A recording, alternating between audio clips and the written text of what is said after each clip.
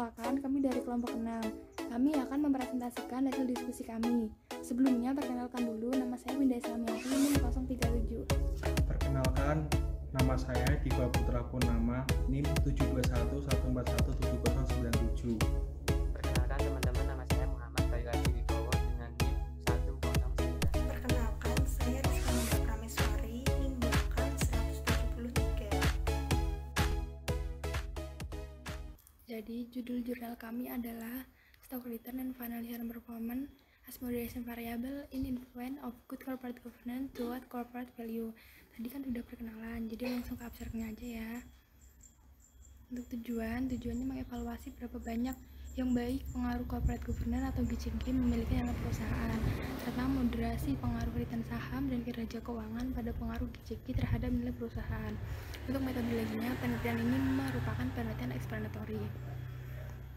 Untuk temuan, GCG yang lebih tinggi, komisaris proporsi independen, kepemilikan manajerial, dan masyarakat kelembagaan mengakibatkan nilai perusahaan yang lebih tinggi. Saham MBA dan PIR kembali adalah variabel moderasi dan dalam pengaruh GCG terhadap nilai perusahaan.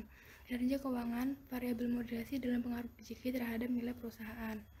Untuk kondisionalitas, berdasarkan penelitian sebelumnya, dapat disimpulkan bahwa ada kesenjangan antara pengaruh GCG terhadap nilai perusahaan dan juga pengaruh return saham terhadap kinerja keuangan, dan variabel moderasi diperlukan untuk mengevaluasi pengaruh GCG terhadap kinerja keuangan, kinerja perusahaan, lebih khusus return saham dan kinerja keuangan. Kemudian ke pendahuluan. Jadi sebelum memahami penelitian ini bagaimana, kita harus mengetahui dulu pengertian dari pasar saham. Jadi dalam penelitian ini didefinisikan bahwa pasar saham merupakan media bagi masyarakat untuk menginvestasikan uang mereka dalam bentuk deposito, emas, sebidang tanah ataupun rumah.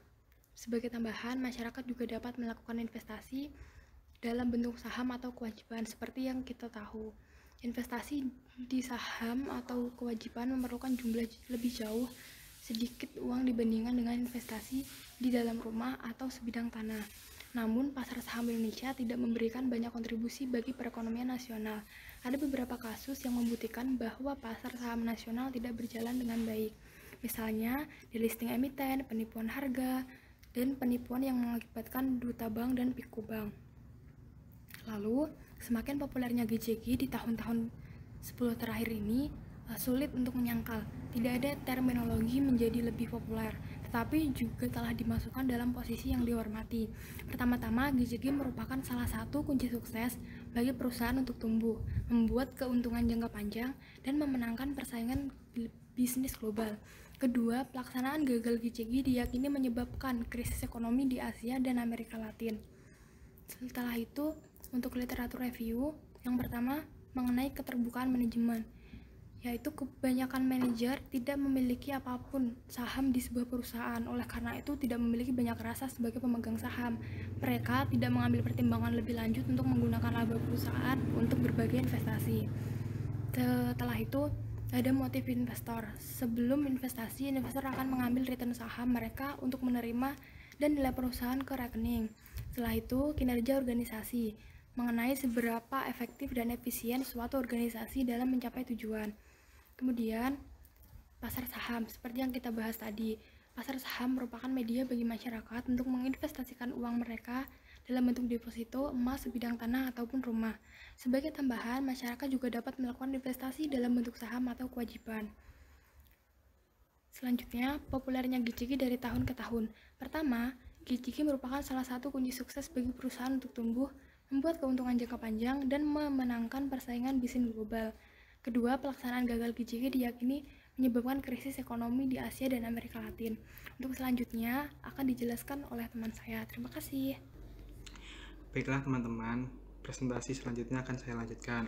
Kerangka berpikir di sini ada GCG sebagai variabel X, Good Corporate Governance, dan Firm Value sebagai variabel Y, dan ada Stock Return sebagai moderating 1 dan Financial Performance sebagai M, moderating 2. Bisa dilihat sendiri gambarnya, bentuk kerangka berpikirnya seperti yang ada di PowerPoint presentasi kelompok kami. Kemudian sampel data dari penelitian kali ini adalah populasi adalah 84 perusahaan yang terdaftar di LQ45 di Bursa Efek Indonesia antara tahun 2010 dan 2016. Non-probability random sampling adalah pendekatan yang digunakan untuk memilih sampel, sedangkan metode pengambilan sampel adalah purposive sampling, di mana kriteria yang digunakan untuk memilih sampling kriteria adalah perusahaan yang terdaftar di indeks LQ45 antara 2010 dan 2016. Perusahaan yang menerbitkan laporan keuangan mereka antara 2010 dan 2016. Perusahaan yang membagikan dividen antara 2010 dan 2016, maaf. Perusahaan ini menerapkan prinsip GCG, Good Corporate Governance. Sampel adalah perusahaan LQ45 yang terdaftar di Bursa Efek antara 2010 dan 2016 dengan laporan keuangan tahunan berkelanjutan dan ECMD. Total sampel adalah 22 perusahaan dikali selama 7 periode 7 tahun seperempat 154 pengamatan. Kemudian variabel independennya adalah GCG, Good Corporate Governance. Good Corporate Governance sendiri adalah prinsip-prinsip yang mendasari suatu proses mekanisme pengelolaan perusahaan berlandaskan peraturan perundang-undangan dan etika perusahaan. Kemudian variabel dependennya sendiri di sini adalah frame value, kondisi tertentu ada yang telah dicapai oleh suatu perusahaan sebagai gambaran dari kepercayaan masyarakat terhadap perusahaan setelah melalui suatu proses kegiatan selama beberapa tahun, yaitu sejak perusahaan tersebut didirikan sampai dengan saat ini. Meningkatkan nilai perusahaan adalah sebuah prestasi yang sesuai dengan keinginan para pemiliknya, karena dengan meningkatnya nilai perusahaan maka kesejahteraan para pemilik juga akan meningkat.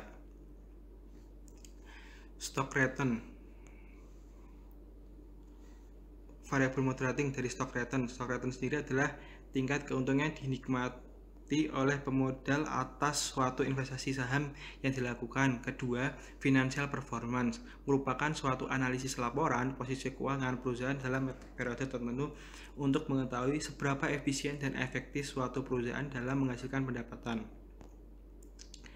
Kemudian di sini ada hipotesis. Hipotesis sendiri bisa ambil dari kerangka berpikir tadi yang sudah kita lihat, ada 3 hipotesis yang kita ambil.